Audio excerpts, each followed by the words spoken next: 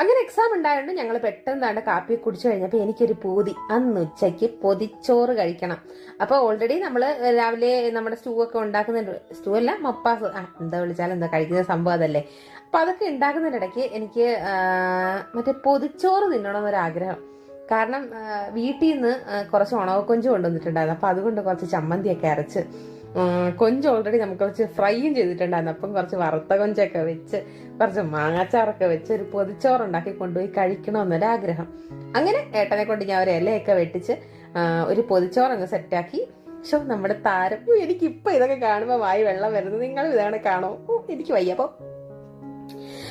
അപ്പോൾ അതാണ്ട് നമ്മുടെ മീൻകറിയും കൊഞ്ചു ഫ്രൈയും ഒക്കെ റെഡി ആയിട്ടുണ്ട്. മീൻകറി അമ്മ വെച്ചായിരുന്നു കേട്ടോ. അപ്പം പിന്നെ പൊതിച്ചോറ് കിട്ടുക എന്നുള്ള പരിപാടിയാണ്. എനിക്ക് ഏട്ടനൂടെ ഒരു ഇലയിലാണ് പൊതിഞ്ഞ കേട്ടോ. അപ്പം നല്ല കാത്തോരനുണ്ടായിരുന്നു. അതുപോലെ